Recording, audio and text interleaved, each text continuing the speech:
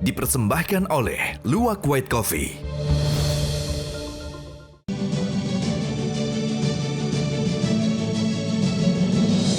Selamat malam para pemirsa, ketemu lagi di Hot Room dengan saya, Hotman Paris.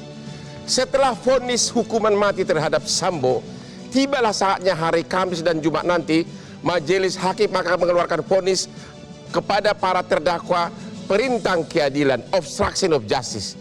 Apakah vonis hakim akan lebih berat dari tuntutan jaksa, atau hakim akan menerima pembelaan dari para terdakwa bahwa mereka hanya menjalankan perintah yang sah dari atasan? Inilah Hot Room jelang vonis penghalang keadilan.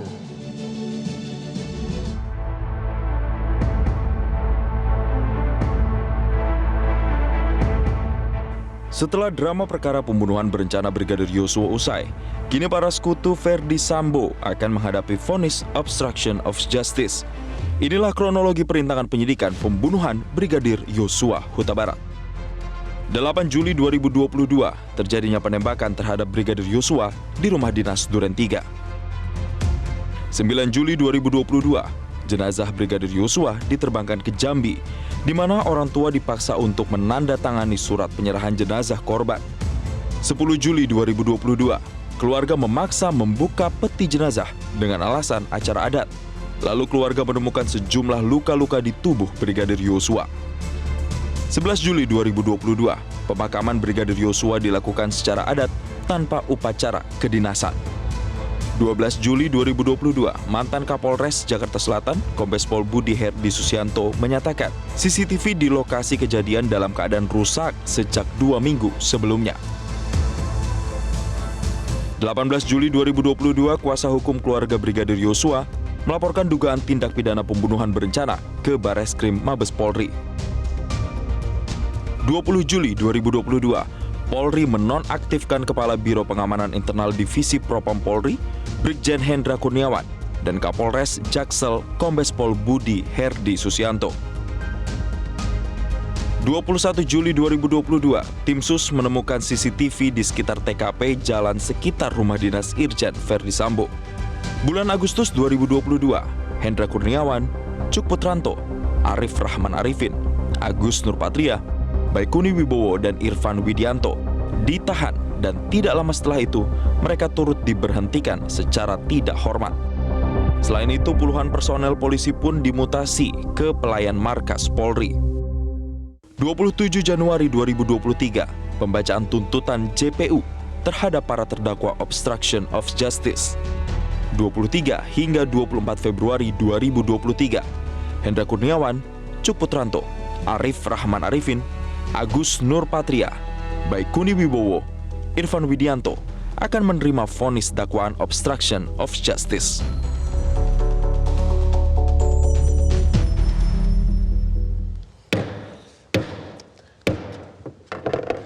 Sebelum kita mulai diskusi malam ini, seperti biasa, rahasia kesuksesan Hotman dalam berdebat, yaitu dia tuh, kopi kesayangan Hotman.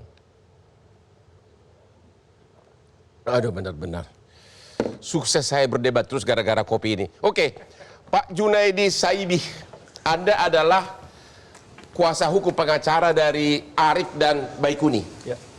Apa fakta-fakta sehingga Anda meminta dua terdakwa ini harus bebas? Dan apakah pasal-pasal yang dituduhkan memang sesuai dengan perbuatan yang dituduhkan? Silakan. Ya, pertama kalau kita lihat ya, pasal dakwaan itu adalah pasal 32, pasal 33 dalam Undang-Undang ITE. Ya. Dalam pasal 32 kita bisa lihat gitu ya, dan juga ahli yang kami hadirkan juga menyatakan bahwa perbuatan yang disangkakan kepada Baikuni itu menyalin. Sedangkan kalimat menyalin, kata menyalin itu tidak ada dalam pasal 32. Ya. Dan itu berbeda dengan memindahkan ataupun dengan mentransmisikan yang disampaikan oleh ahli di dalam BAP. Ya. Di dalam bagian yang lain juga kita lihat pasal 33 itu tentang merusak ya, menghilangkan. Dan kalau kita lihat juga di dalam penjelasan umum Undang-Undang ITE itu dijelaskan bagaimana bahwa perbuatan yang dimaksud dalam Undang-Undang ITE itu adalah suatu perbuatan yang itu didasarkan pada kejahatan yang terkait dengan komputer atau yang berdasarkan komputer. Yang sebenarnya kalau kita lihat Undang-Undang ITE 2008 itu tidak dapat dipisahkan dari apa yang terdapat dalam Budapest Jadi Convention klien 2021. Anda hanya gara-gara merusak CCTV dituduh Nggak merusak CCTV, Bang. Jadi yang dilakukan itu adalah dia melakukan menyalin, menyalin dari DVR, ya, dan itu ditaruh di dalam flash disk, gitu. Lalu flash disk itu kemudian ditonton. ya, Dan perbuatan menyalin itu yang disangkakan pakai 32, 33, 221, 233. Gitu. Ya. Yang menurut saya itu tidak terpenuhi unsurnya. Lalu terhadap juga ada mematahkan Windows Surface, itu juga dianggapnya juga suatu perbuatan untuk merusak sistem elektronik. Padahal kalau kita lihat yang namanya kejahatan yang dimaksud dalam IT, sebagaimana Cybercrime Convention Budapest 2001 itu adalah haruslah computer related crime atau computer based crime. Nah ini yang tidak bisa dijelaskan oleh jaksa maupun ahli yang dihadirkan, termasuk berita acara Triple 37 yang kita juga baca, kita pelajari, itu di dalam mengeluarkan suatu hasil daripada forensik itu ada tahapannya, ada caranya. Oke, kalau gitu kita lihat dulu deh, bisa nggak di grafis pasal-pasal yang dituduhkan? Ya, ya, kayak kita mulai dari inilah satu pasal yang pertama yang dituduhkan kepada para obstruction of justice. Pasal 33 kita mulai dulu ya. Setiap orang dengan sengaja dan tanpa hak atau melawan hukum melakukan tindakan apa yang berakibat terganggunya sistem elektronik, ya, dan atau mengakibatkan sistem elektronik menjadi tidak bekerja sebagaimana mestinya. Jadi terganggunya sistem elektronik, dan ini ancaman hukumnya 10 tahun. Pertanyaannya, apakah perbuatan klien Anda terkait dengan ini atau memang ini nggak ada kaitan? Nggak ada kaitan sama sekali. Kalau kita bicara sistem itu kita ada satu elemen saling terkait satu sama lain, ya. Dan sistem elektronik itu kalau kita bahas dalam hal ini itu haruslah terkait dengan elektronik, jadi dan digital. Apakah ini sengaja dimasukkan agar bisa ditahan karena ancaman hukumannya 10 tahun? Correct, iya. Itu karena memang alasan untuk bisa ditahan, jadi pasal ini ditaruh. Tapi ada pada akhirnya adalah dakwaan menjadi absurd. Kenapa? Karena pasal ini secara tidak tepat. Kalau gitu kita lihat lagi dua pasal yang dituduhkan. KUH pidana. Ya? Pasal 32-nya belum.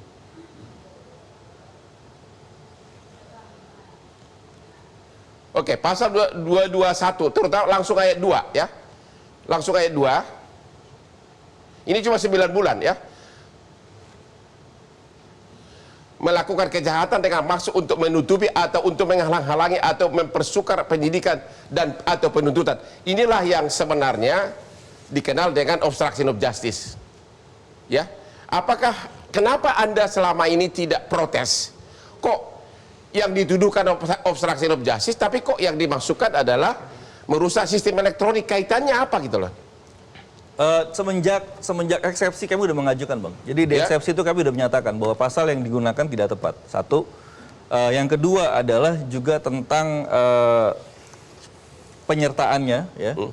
Itu juga nggak tepat karena tidak dijelaskan tentang peran. Dan kalau dibaca dalam surat dakwaan, itu di dalam dakwaan ditulis ya, maka perbuatan mengkopi itu adalah sebagaimana dimaksud dengan pasal dakwaan itu.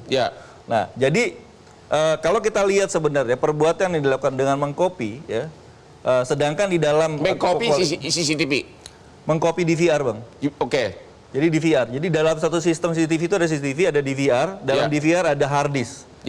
Nah, hard disk itu kemudian itu kita bisa ambil gambarnya, kita copy, ya, dengan menggunakan flash disk langsung yang dicolokkan ke DVR.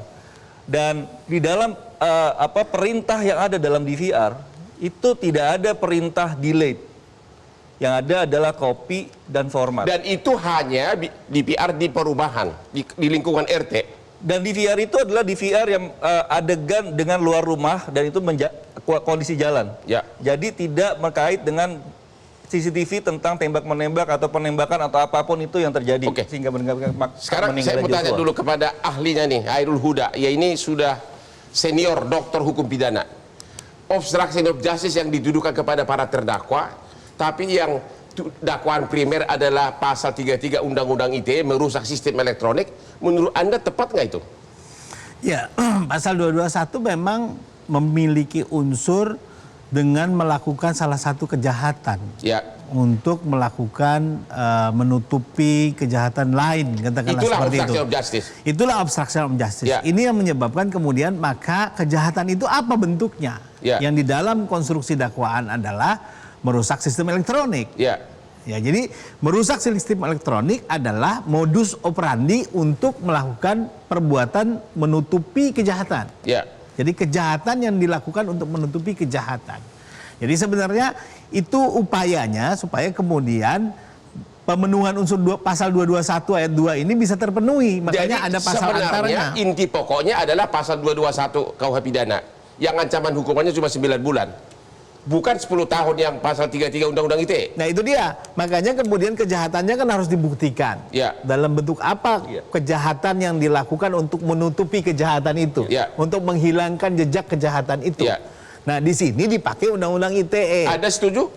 Kalau menurut saya sebenarnya bisa dalam bentuk tindak pidana yang lain. Ya. Kalau seandainya apa yang disebut misalnya tadi berbagai macam hal itu tidak masuk dalam kategori sistem elektronik. Jadi menurut Anda dakwaan pasal 33 merusak sistem elektronik tepatnya untuk para terdakwa? Menurut saya terlalu jauh. Terlalu jauh, kenapa? Karena tidak termasuk dalam kategori sistem elektronik sebenarnya. Apa yang tidak masuk? Ya tadi misalnya perangkat yang kita sebut misalnya CCTV. Ya. Saya kira bukan itu yang dimaksud dengan Undang-Undang ITE tentang sistem elektronik. Yang dimaksud apa oleh Undang-Undang ITE? Ya dia seperangkat antara beberapa alat yang terhubung di dalam sebuah prosedur Ya. yang bisa menyimpan, bisa mengolah, bisa mengirimkan data dan seterusnya.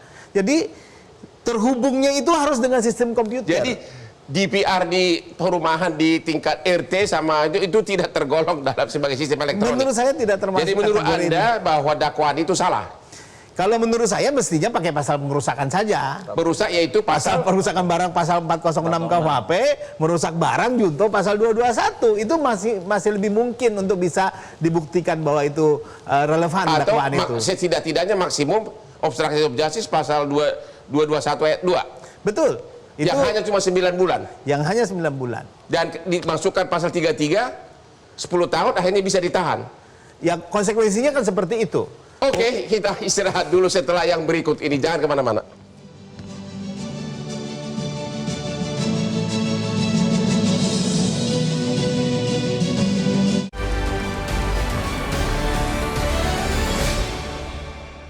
Dipersembahkan oleh Luwak White Coffee.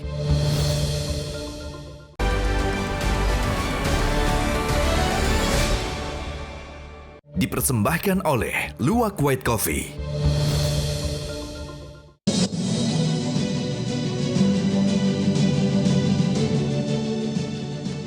Temu lagi di Hot Room.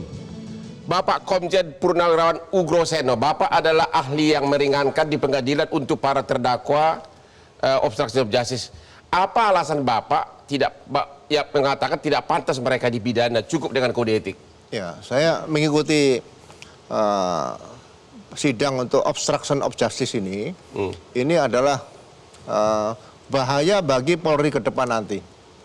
Jadi obstruction of justice yang dikatakan menghalangi atau merintangi penyidikan di sini, itu sebetulnya kalau membaca pasalnya pasal 221 ayat 2 saja, itu barang siapa yang telah melakukan tindak pidana, bukan barang siapa setelah tidak pidana kemudian datang ke TKP, itu tidak nyambung ke situ. Yeah. Kalau orang sudah menembak, kemudian senjatanya dibuang, darah dibersihkan dan sebagainya, itu kena obstruction of justice di situ. Yeah. Gitu. Ini yang saya tekankan, sehingga ini saya juga perlu ikut campur ke depan untuk menyelamatkan Polri. Contoh misalnya Hendra, ya Brigjen Hendra. Ya. Menurut Bapak tidak pantas dipidana atas dasar apa? Kan dia yang menjalankan semua perintah Sambo sampai kemudian mengantar mayat ke kampung halaman. Nah, ya. Hendra Kurniawan itu dipanggil Sambo setelah peristiwa terjadi. Maksud Bapak dia tidak tahu pembunuhan? Tidak tahu sama sekali. Ya. Dia sedang mancing apa dan sebagainya. Ya. Kemudian datang dia jam 8. Ya. Kemudian diberi penjelasan sama Sambo bahwa terjadi peristiwa tembak-menembak. Kemudian Sambo perintahkan amankan kamera. Hendra perintahkan di situ ada kalau nggak salah namanya Ari Cahya. Itu yang biasanya bisa ngamankan kamera Ari Cahya. Nah, kalau memang tidak ada tindak pidana, kenapa kamera harus diamankan? amankan karena kebetulan pelakunya polisi, TKP polisi, korban polisi. Ini Ya. tugas Propam baik itu Paminal, Wapres maupun Purpos, itu pasti harus datang ke TKP, apalagi menyangkut pejabat tinggi Polri Ya. di situ. Terus setelah skenario tembak menembak itu gagal, apa Hendra masih berdalih bahwa itu adalah tembak menembak? Jadi setelah kembali dari kediaman Sambo, Hendra Kurniawan dan si Agus Nurpatria menghadap Kapolri. Ya. Menghadap Kapolri, baru belum bercerita padanya, Sambo dan istrinya menghadap Kapolri. Hendra dan Agus kembali keluar. Jadi apa yang dilakukan Hendra hanya dapat perintah amankan saja. Alasan apa yang mengatakan itu pidana untuk mengamankan? Tapi kan Hendra kan seorang yang sudah pangkatnya tinggi. Masa dia tidak punya firasat something wrong gitu? Ya sekarang kalau bilang kamera ini diamankan atau tadi DVR mau diamankan, itu karena kebetulan diamankan supaya ini jangan rusak. Ya. Bukan dirusak loh, diamankan supaya tidak rusak. Karena, Jadi Anda berpendapat kalau Hendra CS tahu bahwa terjadi pembunuhan, maka dia kena tindak pidana obstruction of justice. Kalau tahu. loh, Kalau ini misalnya, Ya. sekiranya terbukti bahwa dia tahu bukan tembak menembak tapi terjadi pembunuhan, Ya. apakah Anda setuju bahwa dia kena obstruction of justice? itu pun saya tidak setuju karena tidak setuju. Tidak setuju Tidak juga, setuju, ya. walaupun dia tahu ada pembunuhan. Ya. Kenapa? Karena kebetulan saya katakan tadi, pelaku polisi, korbannya polisi, TKP polisi. Amankan supaya tidak rusak. Saya mau kasih contoh. Kalau saya membunuh orang, kemudian saya suruh supir saya membersihkan semua untuk menutupi. Ya. Supir saya ini tidak ada pilihan lain karena dia dapat gaji dari saya. Ya. Apakah supir saya ini juga bebas? Nah, dalam peristiwa pembunuhan, kalau itu berkaitan dengan TKP di pembunuhan, Ya, dia membersihkan darah yang ada kaitan dengan pembunuhan, itu masih bisa kena obstruction of justice. masih bisa kena.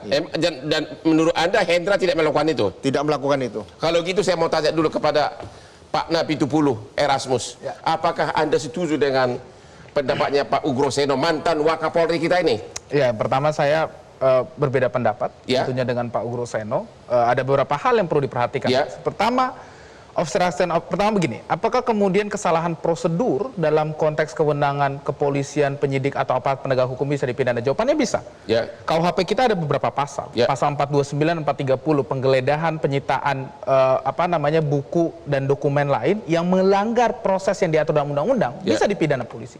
Pasal 420, 421 mendapatkan keterangan ya yang dilakukan dengan paksaan Kita bisa fokus dipidana. saja dulu ke pasal yang dituduhkan. Saya masuk ke sana Bang Ya. untuk menjelaskan bahwa bukan berarti kesalahan prosedur tidak bisa dipidana. Oke. Yang perlu dilihat dalam konteks pidana material tentu saja kesengajaan tadi dan obstruction. Ya. Konteks obstruction saya masuk tadi 221 ayat 2 itu bukan mengetahui tindak pidana.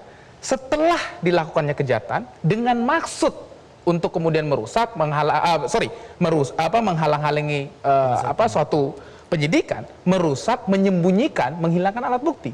Jadi konteksnya dalam konteks obstruction of justice salah satunya ya kesalahan prosedur yang disengaja. Ada berpendapat bahwa Hendra CS sudah tahu terjadi pembunuhan, bukan tembak menembak. Kalau saya bilang polisi seorang penyidik patut menduga kalau ada peristiwa hukum terjadi, kemudian dilihat peristiwa tindak pidana terjadi, patut menduga ada tindak pidana terjadi.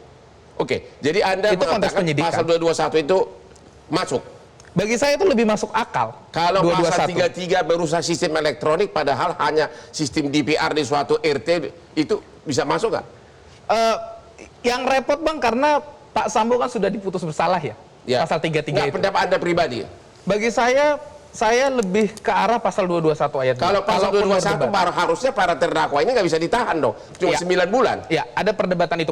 Tambah pasal 52 KUHP ya ditambah sepertiga ya karena pejabat yang berwenang ya. Tapi konteksnya itu. Pak Wahyu, Anda setuju bahwa mana pendapat Pak Ugroseno atau pendapat Pak Napitupulu nih? Yang sana mengatakan cukup kode etik, yang ini mengatakan kena pasal minimum 221 obstruction of justice. Kompolnas, silakan. Terima kasih Bang Hukma. Jadi tentu Kompolnas tidak pada posisi untuk justifikasi pasal mana yang diterapkan kedudukan. Tetapi kami melihat sisi positifnya bahwa ini pengadilan kan terbuka. Sekarang silakan para ahli hukum, hakim dan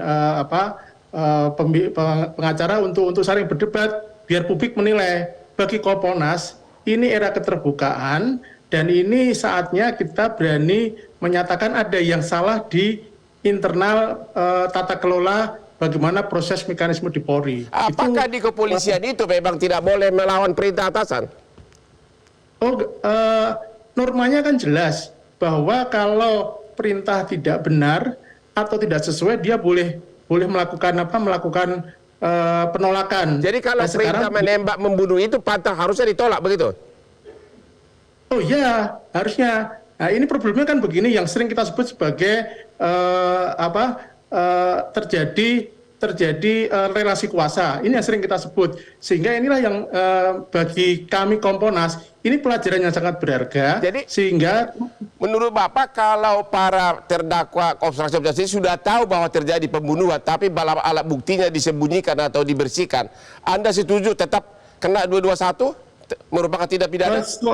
Soal pasal mana bukan saya kira Komponas tidak punya. Tapi itu merupakan tindak pidana obstruction of justice? Ya, hanya kami melihat ada yang tidak benar dalam proses mekanisme kinerja kepolisian dan saya kira itu perlu diluruskan. Nanti apapun putusan hakim itu akan menjadi hal yang harus menjadi pelajaran bagi kita semua. Terima kasih Pak, terima kasih Pak. Sekarang saya mau kembali ke Pak Huda dulu. Ya. Tolong dulu kasih analisa yang lengkap. Kira-kira vonisnya itu bakal apa nanti hari Kamis dan Jumat ini? Iya, pertama bagi saya sangat penting. Ini penanganan perkara pembunuhan Joshua di awal ini melenceng.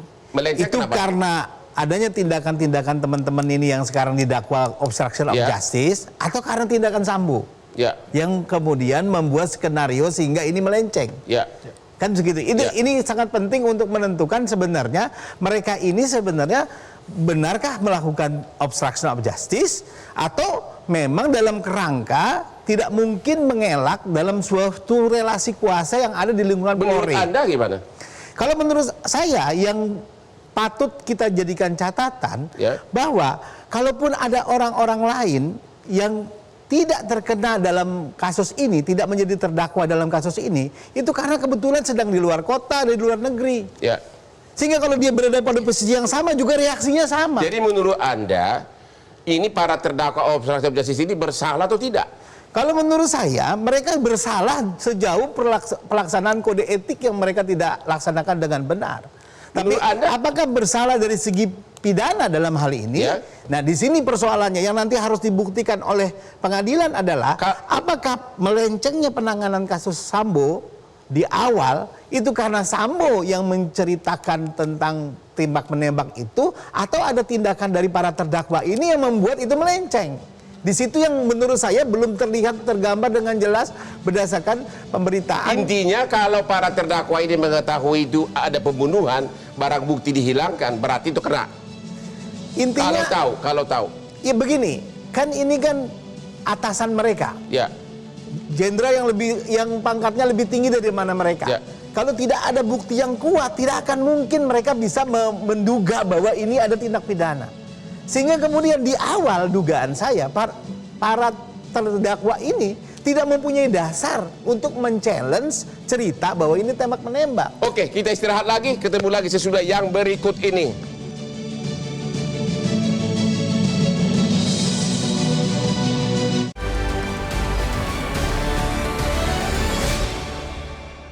Dipersembahkan oleh Luwak White Coffee.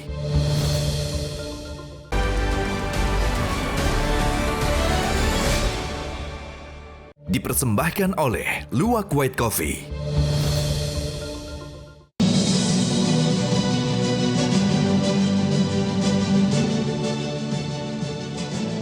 Kita mulai lagi dengan kopi kesayangan Hotman Paris.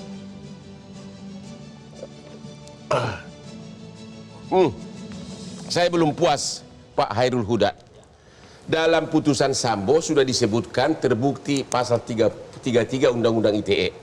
Artinya terbukti merusak sistem elektronik. Dan apakah menurut Anda nanti juga akan sama dengan terdakwa obstruction of justice karena terhadap Sambo sudah diberlakukan? Ya, karena sebenarnya apa yang diputus terhadap Sambo itu nanti terhubung dengan penyertaan dengan 5 terdakwa ini. Karena Sambo sudah diputus melanggar pasal memenuhi unsur 33 Undang-Undang ITE, maka 5 terdakwa ini akan kena. Itu yang saya khawatirkan karena konstruksi perbuatannya adalah penyertaan. Ya. Walaupun dalam pertimbangan juga tidak cukup jelas penyertaannya seperti apa. Dan Anda mengatakan penerapan pasal 33 Undang-Undang ITE ini sama sekali tidak tepat. Kalau menurut saya tidak tepat karena DVR itu tidak termasuk sistem elektronik. Cara menyalin, katakanlah gitu ya, memindahkan data itu harus selalu dilakukan dalam konteks elektronik. Ya. Tidak dalam konteks fisik, katakanlah seperti itu. Karena ini undang-undang informasi dan transaksi elektronik kan begitu. Yang kedua adalah 5 terdakwa ini tidak sama perannya. Ya. Sehingga kemudian kalau dikaitkan dengan pasal 221 itu juga tidak bisa digeneralisasi. Ya. Tergantung perannya masing-masing. Oke, kalau begitu coba langsung singkat aja. Hendra kira-kira kena pasal berapa? Kalau menurut saya kalau dari perbuatan-perbuatan yang tergambar selama ini, ya tidak ada dakwaan yang bisa diterapkan terhadap yang bersangkutan. Ya karena tidak ada perannya terkait dengan merusak sistem elektronik, tidak ada perannya terkait dengan misalnya menghilangkan barang bukti. Dia yang menyuruh. Ya, tadi konteks menyuruh tadi Pak Ugrosono sudah mengatakan mengamankan itu dalam konteks untuk membuat supaya jangan rusak. Cuma persoalannya adakah track record selama ini amankan tuh artinya disuruh dirusakkan gitu loh. Tapi kunci poinnya adalah bahwa menyalin itu bukanlah merusak sistem elektronik. Sama sekali tidak. Hanya dari situ aja pasal 33 yang dituduhkan itu sudah KO gitu. Ya karena perbuatan cuma itu yang didakwa. Cuma itu ya. Dan kemudian dihubungkan dengan unsur pasal 33 itu tidak relevan sama sekali. Dan gitu. menurut Anda sengaja itu dipaksakan agar bisa ditahan karena 10 tahun. Sedangkan 22 S1 cuma 9 bulan. Ya karena opininya kan waktu itu mengharapkan seperti opini itu. Lagi, opini publik. Anda Pak Junaidi saya bilang. Gimana? Oke. Klien Anda sepertinya katanya justru mereka yang berjasa yaitu Arif sama Baikuni yang karena mereka mengcopy dan kemudian justru dari kopian itulah akhirnya terbongkar, benar. Jadi secara de facto mereka malah harusnya justice kolaborator. Ya, kalau secara faktual begitu Bang di persidangan. Jadi kita bisa lihat ya bagaimana sebenarnya video yang selama ini beredar tentang rentang waktu sebenarnya Sambo datang jam berapa itu sebenarnya dari rekaman yang di copy ke dalam hard disk disimpan lalu di hard disknya Baikuni. Karena pada awalnya. Jadi Baikuni menurut Anda malah salah satu pahlawan makanya kasus ini terbongkar. Nah Baikuni sebelum melakukan itu karena diperintahkan sama Arif untuk menghilangkan si laptop itu dan juga flash disknya. Lalu dia bilang, Bang sebelum laptop ini izin Bang saya mau backup semua yang ada di isi laptop tadi itu, di copy ke dalam hard disknya. Dan dari situlah ketahuan kemudian. Di situ dari hard disk itu kemudian ketika diputar itu terjadi itu. Meskipun sebelum hard disk itu ditemukan, mereka sudah memberitahukan kepada pemeriksa bahwa kami menonton satu video isinya begini sesuai dengan apa yang di video. Kemudian itu mereka coba gambarkan situasinya pada waktu itu. Dan kemudian keterangan itu kemudian cocok ketika video itu ditemukan di dalam hard disk yang disimpan Baikuni. Dan di video itulah ketahuan bahwa almarhum masih hidup pada saat sebelum Sambo datang, begitu? Iya. Dan itulah sebenarnya yang salah satu bikin kasus ini terbongkar. Yang itu yang melihat bahwa skenario tentang PCR itu tidak benar gitu. Nah, itu yang sebenarnya dari video itu. Jadi klien Anda merasa bahwa klien Anda Arif sama Baikuni justru harusnya mirip-mirip dengan Eliezer. Malah membantu sebenarnya, membantu proses ini. Tapi kalau kita juga lihat ya, misalkan tadi disampaikan oleh Pak Hairul gitu, bagaimana proses tadi juga Pak Ugrosono, proses otik sudah dilaksanakan. Nah ini yang sebenarnya kita bagaimana menerapkan Nemo Debit Bispeksari gitu ya, yang itu sebenarnya kaitan dengan double criminality, yang kalau dalam pajak dikenal UNAVIA prinsipnya. Nah prinsip ini adalah kalau sudah dilakukan proses administrasi, maka tidak perlu lagi diambil langkah yang pidana. Nah itu UNAVIA dan itu diterapkan dalam. Tapi semua dalil Anda itu oleh jaksa dicuekin ya, begitu kan? Nggak paham mungkin. Ya nggak paham mungkin. Ya, tapi kan kalau kita bisa lihat di situ ya, bagaimana repliknya pun itu juga kami menjawab kembali dengan duplik kami secara lebih jelas. Terima kasih. Napi Tupulu, apakah Anda setuju justru Arif sama Baikuni adalah justru pahlawan karena dari hasil kopian dialah terbongkar bahwa sebelum Sambo datang, sebelum Sambo tiba ternyata almarhum masih hidup. 2 poin Bang. Satu, CCTV itu berarti penting untuk membongkar kasus itu. upaya untuk menyembunyikan fakta berdasarkan CCTV itu menunjukkan ada perbuatan pidana untuk menghilangkan fakta itu. Itu satu. Ya. Bahwa kemudian tidak jadi, ternyata di copy dan segala macam, itu hal Tapi kedua. kan mereka tidak tahu bahwa sudah terjadi pembunuhan sebelumnya. Itu yang saya bilang, kalau menurut kita, menurut saya begitu ya, pandangan kita, orang-orang ini kan polisi ya, penyidik ya, yang patut menduga ketika disuruh menghilangkan CCTV, ada perintah itu kan? Ya. Sudah jelas ada perintah itu, dan perintah itu disampaikan langsung oleh pelaku sebelumnya, yang kemudian mengatakan bahwa ya sudah, tolonglah amankan segala macam dan lain, lalu kemudian dikonfirmasi di ruang sidang mengambil dan menghilangkan begitu. Jadi dalam konteks itu kita melihat bahwa harusnya kan timbul tanda tanya. Kenapa saya dipinta untuk menghilangkan itu? Kalau Kenapa dia tetap dirusak? belum tahu ada tindak pidana, apakah tetap divonis bersalah? Itu kan konteks penyidikan. Bagi saya itu yang paling penting. Kalau misalnya seorang polisi saja tidak bisa mengamini apakah suatu peristiwa itu adalah tindak pidana atau tidak, itu yang bahaya. Hal itu yang kemudian dibaca oleh psikolog forensik dan psikiater forensik. Yaitu? Bahwa di situ ada dilema moral. Ya. Ada kejadian di mana dilema moral, dia ketika mengambil langkah itu, di situ dia mengira kalau ini memang sudah satu perintah, perintah itu oleh pejabat yang sah pada waktu itu. Jadi kalau kita kaitkan dengan adanya daya paksa, maka di sini sebenarnya mengalami namanya salah kira, dualing. Jadi ada dualing di sini yang terjadi pada para klien kami ini. Satu, yang kedua adalah kita bisa lihat ya, bahwa ketika itu dilakukan ya, kalau kita baca dalam peraturan internal berkaitan dengan propam ya, pimpinan itu bahkan bisa merintahkan juga ketika ada satu yang sudah dianggap tidak diperlukan, maka itu dapat dihilangkan. Nah, itu ada di dalam peraturannya. Nah, tadi juga disampaikan oleh misalkan dari Kompolnas ya, bahwa itu bisa menolak perintah. Nggak lengkap Bapak bacanya pasal 6. Oke. Oh iya, kalau konteksnya daya paksa justru itu yang menarik, Bang. Kenapa pembelaannya nggak masuk ke daya paksa? Ada di daya paksa, berarti belum baca pembelaan gue. Bukan, konteksnya berarti kalau konteksnya adalah daya paksa, mengatakan bahwa rangkaian perbuatan itu terjadi. Kan itu yang jadi perdebatan. Oke, kalau gitu Pak Hairul Huda, ini dokter hukum pidana nih. Ya. Oke, tolong dulu jawab singkat. Apakah di sini memenuhi unsur pasal 51 ya, perintah yang sah, atau pasal 48 karena daya paksa? Saya kira kalau diletakkan dalam dua konteks pasal itu tidak ada yang cocok. Tidak ada yang cocok. Tidak ada yang Ya. cocok kan Ya. gitu. Pertama, ya kalaupun ada perintah untuk mengamankan artinya merusak, saya kira tidak bisa dikatakan perintah yang sah. Satu. Yang kedua, kalaupun ini dikatakan misalnya ada tekanan moral yang pada yang bersangkutan, sehingga kemudian tidak bisa menghindar dari menolak perintah itu, katakanlah seperti itu. Menurut saya itu bukan kategori daya paksa. Kan begitu. Jadi memang ada dilema moral pada tadi saya katakan bahwa seorang perwira polisi untuk men-challenge dugaan bahwa pimpinannya itu adalah tidak benar, itu tidak bisa sembarangan. Dia harus punya data, punya bukti, punya alasan yang Jadi, cukup kuat. tolong dulu jawab pertanyaan. Sesuai dengan pasal 51, apakah ini perintah yang sah atau tidak dari Sambo ke Hendra CS? Perintah yang sah atau tidak? Kalau menurut saya tidak masuk dalam kategori perintah yang sah dalam pasal 51 ayat 1. Ya, tetap- bukan. Bukan. Sehingga tidak bisa dipakai alasan pemaaf itu. Menurut saya tidak. Tapi dalam fakta persidangan, Bang, Ya. di fakta persidangan itu ada sprint yang diterima oleh Arif Rahman, di mana ditandatangani oleh Hendra Kurniawan pada waktu itu ya, untuk atas nama Kadif Propam. Dan itu langkah-langkah yang dilakukan ini adalah langkah-langkah sebenarnya langkah-langkah paminal. Maka dari itu dari awal ketika ini dilakukan, maka ini kan sebenarnya ada langkah-langkah yang berkaitan dengan paminal yang dilakukan oleh Arif Rahman. Rangkaian itu semua gitu. Nah, ini yang harusnya dikaji. Ya, kalau kita dalam konteks administrasi pemerintahan, maka apakah itu masuk dalam kategori tindakan faktual di dalam administrasi pemerintahan? Nah, itu harus diuji dulu masalahnya. Kalau Nah, ini ini yang saya kami tanya ke uji di Pak PPSN Kapolsek, sekarang. masuk nggak ini termasuk dalam perintah yang sah? Perintah yang sah untuk menghilangkan barang bukti. Jadi Masuk atau tidak?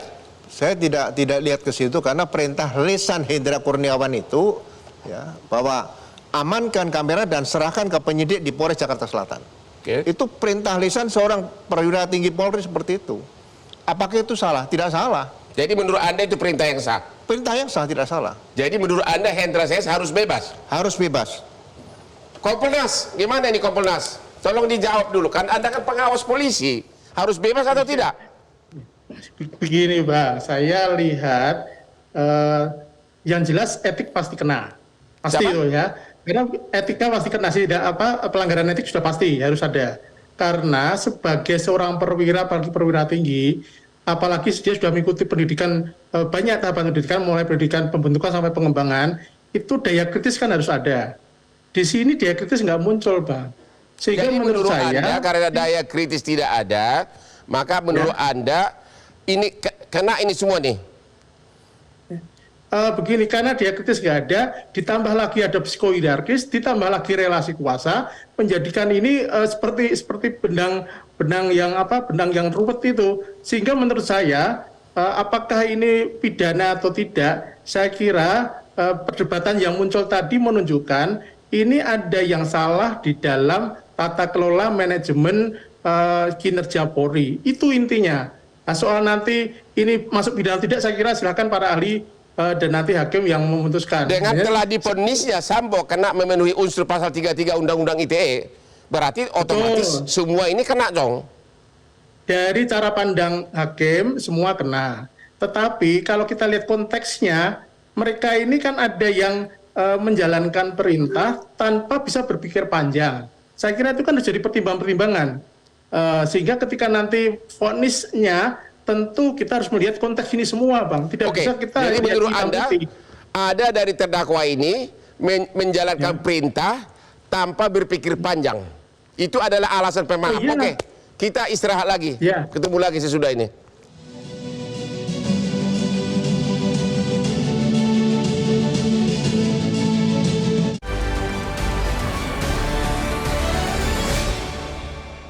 Dipersembahkan oleh Luwak White Coffee.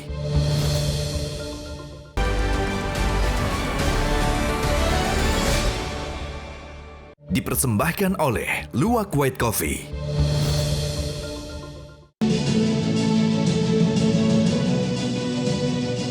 Oke, kita sampailah ke segmen yang terakhir. Hari Kamis dan Jumat akan keluar vonis terhadap 5 terdakwa obstruction of justice. Perkiraan Bapak kira-kira putusannya apa kira-kira? Dengan divonisnya Sambo kena obstruction of justice pasal 33 Undang-Undang ITE, apakah ini satu gerbong harus kena semua? Perkiraan Anda kira-kira terlepas dari pendapat Bapak. Perkiraan saya hakim akan mempertimbangkan kalau di pasal 191 KUHP, kalau nggak ayat 1 bebas ya ayat 2-nya di situ putusan lepas dari hukuman.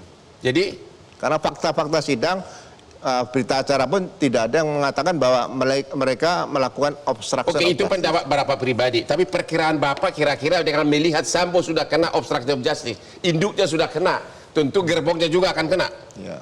Anda Saya rasa bebas murni. bebas murni. Ya. Oke, Junaidi Saibi, kuasa dari Arif sama Baikuni, ada perkiraan Anda kira-kira putusan nanti Kamis dan Jumat apa? Kalau melihat dari persidangan ya bagaimana sikap majelis hakim, misalnya majelis hakim dari Abdul Rahman menganggap bahwa apa yang dilakukan oleh Abdul Rahman itu adalah dia jujur, Ya. sehingga maka diperiksa terlebih dahulu. Ya. Lalu juga bagaimana hakim dalam kasus Baikuni juga sama, Ya. itu maksudnya dalam artian ini jadi sebenarnya masalahnya apa gitu. Barang buktinya yang mana itu juga jadi pertanyaan. Jadi kalau kita bermain pada rasio legis, maka rasio legis itu harusnya klien kami bebas. Harusnya bebas, tapi perkiraan Anda Dan setelah saya yakin hakim akan menggunakan rasio legis. Gitu. tapi setelah Dan tidak menggunakan setelah rasio populis. induknya Sambo kena obstruction of justice, apakah gerbongnya ini semua pasukannya ini kena? Nggak serta-merta, karena ternyata di dalam putusan 33 itu, hakim gagal menjabarkan tentang apa yang dimaksud dengan unsur dalam pasal Tapi kan 33. mereka juga yang mutus nanti. Iya, kalau mereka juga. Kalau kita baca, ya bagaimana harusnya itu di dalam menjelaskan ya rasio desidendi di dalam memutuskan sebelum kita ngomongin soal diktum, maka itu nggak kegambar tentang pasal 33 Tidak tadi. ada uraian yang Dan ya. saya yakin bahwa hakim akan berpihak pada rasio legis, bukan rasio populis gitu. Nah ini Terima yang kasih. juga harus kita lakukan. Populnas, apa perkiraan Bapak atas vonis nanti Kamis dan Jumat besok dan lusa? Kena atau Saya- tidak kena? Saya tidak akan bicara soal perkiraan, tetapi kami berharap ketika nanti hakim mengambil keputusan dalam amarnya, itu supaya detail jelas siapa yang melakukan tanpa berpikir panjang, yang tidak kritis, berarti dia tidak pada posisi sesuai dengan kepakatannya, dan siapa yang karena tidak tahu menjalankan perintah itu karena relasi kuasa. Itu harus tegas di dalam amar nanti, sehingga ini bisa menjadi bahan pembelajaran yang baik untuk kedepannya. Ada kemungkinan enggak para terdakwa ini kembali bertugas di kepolisian? Kalau diputuskan rendah karena dia tidak tahu atau karena pada kondisi keterpaksaan, saya kira nanti ketika sidang etik mereka kan banding semua ini, Kan sudah pasti di- itu akan jadikan pertimbangan Kan karena pengalaman Eliezer sidang etik sudah selesai, sudah diberhentikan tidak hormat. kan banding semua, mereka kan banding. Bandingnya kan belum belum final. diputus. Oke. Ya, belum final. Oke, Ya. terima kasih. Erasmus Napitupulut. Ya, Bang. Anda adalah salah satu pembela mati-matian atas Eliezer. Justice kolaborator. Justice kolaborator. Anda benar-benar mati-matian berpendapat itu. Cuma ada di sini fakta persidangan di mana kasus ini terbongkar justru gara-gara yang dikopi oleh kliennya dia itu Arif dan Baikuni. Ya. Dari kopian apa yang dikopi DVR ya? Ya. DVR ke hard disk. Ya, Dari laptop DVR ke hard di disk. pakai hard disk. Dari situlah terbongkar bahwa sebelum Sambo tiba ternyata almarhum masih hidup. Ya. Berarti kan dua kliennya ini adalah memberikan kontribusi yang besar terhadap kasus ini terbongkar seperti justice kolaborator. Ya. Anda kenapa nggak membela atau memberikan pendapat agar mereka dibebaskan? Satu, LPSK tidak menetapkan sebagai justice kolaborator. Dari secara segi formil. fakta dulu, dari segi substansi. Dari segi substansi, karena dari awal memang tadi kuasa hukum sudah mengatakan bahwa barang bukti yang diamankan itu tidak langsung terhadap tindak pidana. Jadi kalau kita kan melihat justice kolaborator itu dalam konteks kasus besarnya, Bang, Ya. Ferdi Sambo itu, dan titik tekan perubahan skenario ini ya karena saudara Eliezer yang Ya. kemudian membongkar skema itu, lalu kemudian kalau kita luruskan sandingkan dengan kasus obstruction of justice ini, barulah terlihat dari CCTV itu bahwa Ya, terlihat dari CCTV itu. Joshua Bisa masih terlihat dari CCTV karena siapa? Iya. Karena siapa? kan rekaman CCTV itu Oleh siapa? oleh para terdakwa, Yaitu Arif dan Iya. Maikuni. Iya. Berarti dia pahlawan dong. tapi Sama tidak dengan Eliezer. betul, tapi tidak semua keterangan yang disampaikan di ruang sidang bisa dikategorikan sebagai justice kolaborator, Bang. Karena pentingnya keterangan yang diberikan. Tapi tadi. Anda setuju nggak? Justru karena kopian dari harddisk inilah yang di harddisk inilah kasus ini terbongkar. Anda setuju atau tidak? Bagi saya salah satunya. Itulah kenapa dari awal saya katakan penting Artinya rekaman ini. peranan dia nggak jauh-jauh beda dengan Eliezer. Dalam konteks mengungkap suatu kasus, saya rasa bisa jadi sama. Nah, untuk itulah kita perlu uji formilnya kan, persyaratan justice Anda kolaborator oleh itu. karena itu Arif dan Baikuni, menurut Anda dengan usaha jasanya ini Anda bebas atau tidak? Bebas atau lepas dalam konteks Pendapat Anda? kasus ini. Saya bilang secara pragmatis karena Pak FS sudah dipidana pasal 33 akan sangat sulit lolos dari pasal 33 itu. Karena induknya sudah Yes, kena, maka itu. anak gerbongnya sudah kena. Betul. Pak Haidul Huda, Ya. ini bagaimana? Hanya gara-gara induknya sudah kena, yaitu obstruction of justice pasal 33 Undang-Undang ITE, dan hakimnya juga di lingkungan yang sama, apakah Anda memprediksi ini semua yang 5 terdakwa ini juga akan kena seperti Sambo? Ya, Sambo dinyatakan bersalah juga melakukan perbuatan yang membuat sistem elektronik tidak berfungsi sebagaimana mestinya. Kan begitu. Tapi perbuatan dia tidak dilakukan dengan tangannya sendiri Ya. oleh sebagian atau seluruh dari 5 terdakwa ini. Ya. Oleh karena itu menurut saya sebagian dari terdakwa ini akan divonis bersalah. Ya, Kan karena begitu. Iya, karena merekalah yang melaksanakan apa yang dilakukan oleh Ferdi Sambo. Yaitu siapa menurut Anda? Ya, Mereka ini siapa? membuat sistem elektronik tidak berfungsi sebagaimana mestinya. Siapa itu menurut Ya, Anda? saya kira orang-orang atau terdakwa yang langsung berhubungan dengan sistem Bisa sebut elektronik. nama? Saya kira Analisa saudara. saya kira tidak pas kalau kita menyebut nama. Tetapi kalau di luar dari mereka yang berhubungan dengan hubungannya dengan sistem elektronik, menurut saya punya peluang bebas. Oke, kira-kira hukumannya kira-kira perkiraan Anda gimana? Saya kira tidak akan lebih rendah daripada tuntutan jaksa. Akan lebih rendah. Akan lebih rendah dari tuntutan jaksa. Karena fakta persidangannya sebenarnya tidak cukup mendukung dakwaan. Intinya sebenarnya itu. Tetapi surprise nggak? Didakwakan pasal 33 Undang-Undang ITE yang ancaman hukumnya 10 tahun, tapi tuntutannya cuma ada yang 1 tahun, ada yang 3 tahun. Ada keanehan nggak di situ? Seolah-olah jaksa itu nggak begitu siap dengan pasal 33 Undang-Undang ITE. ya betul, kalau menurut saya itu juga menunjukkan bahwa sebenarnya tidak terlalu yakin bahwa pasal ini bisa dibuktikan. Ya. Cuma persoalannya kan memang sudah didakwa dan katakanlah Ferdi Sambo sudah divonis bersalah, membuat sistem elektronik tidak bekerja sebagaimana mestinya tersebut. Sehingga sedangkan dia melakukan itu dengan perantaraan para terdakwa ini. Gitu. Makanya mereka yang erat kaitannya dengan pengelolaan sistem elektronik dalam hal ini DVR dan seterusnya itu menurut saya akan divonis bersalah. Walaupun di situ ada dilema moral tadi segala macam-macamnya yang menyebabkan dia menjadi lebih rendah. Hanya karena Sambo setelah divonis maka gerbongnya semua akan divonis. Apakah kalaupun nanti 5 terdakwa ini divonis bersalah, Anda melihat ada celah nggak dibanding atau kasasi? Menurut saya ada celah. Yaitu yang tidak bersentuhan dengan sistem elektronik, misalnya saudara Hendra. ya. Kan tidak langsung dia berhubungan dengan sistem elektronik. Ya. Kalau menurut saya dia punya peluang untuk kemudian lolos dari jerat pasal ini. Tapi memang perlu dijelaskan tentang berhubungan dengan sistem elektronik itu yang tadi saya bilang. Basisnya di dalam konteks Budapest Convention bahwa itu harus computer related crime dan computer based crime. Setuju. With it berarti maknanya adalah tindakan itu hanya dapat dilakukan misalkan mengirim malware, mengirim virus. Seperti juga yang sekarang sedang terjadi, mengirim file APK, itu aplikasi yang kemudian dibuka, itu kemudian bisa merusak. Sedangkan perbuatannya ini hanya, sedangkan perbuatannya Arif dan Baikuni hanya? Baikuni dalam hal ini kan dia mengcopy, dan namanya mengcopy itu tidak menghilangkan apa yang ada dalam DVR-nya. Dan itu kopiannya itulah kemudian membuat kasus ini semakin terungkap, begitu? Betul. Dan kalau kita baca juga dalam BA 337 yang punya Fuslafor, juga itu tidak bisa dijelaskan tentang bagaimana terkait dengan rusaknya.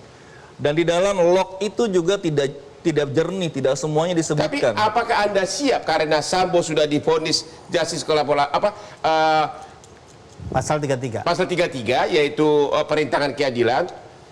Apakah Anda siap bahwa klien Anda juga udah kemungkinan besar pasti akan divonis hal yang sama? Kalau dari awal pada waktu saya lihat tuntutannya dengan 33, maka saya yakin jaksa akan menuntut 33. Gitu. Tapi kemudian vonis hakim bukan tuntutan lagi. Ya maksudnya dari tuntutan dulu. Nah, tapi kalau kita melihat di dalam persidangan, hakim sendiri juga ngelihatnya ini sebenarnya nggak ada kaitannya dengan IT gitu. Oke, akhirnya kita akhiri diskusi kita malam ini. Kita sama-sama menunggu nanti hari Kamis dan Jumat apa kira-kira vonis hakim. Jangan lupa menonton Hot Room setiap hari Rabu jam 9.30 dan besok malah ada yang lebih seru yaitu Hot Kontroversi yang juga akan tampil di Metro TV untuk membahas vonis dari para terdakwa ini. Sampai ketemu lagi di Hot Room.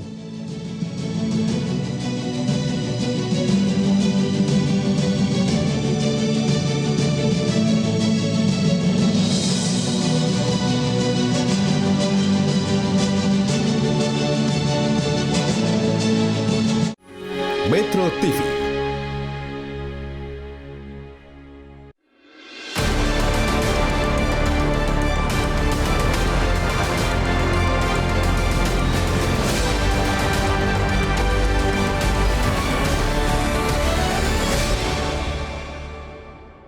Dipersembahkan oleh Luwak White Coffee.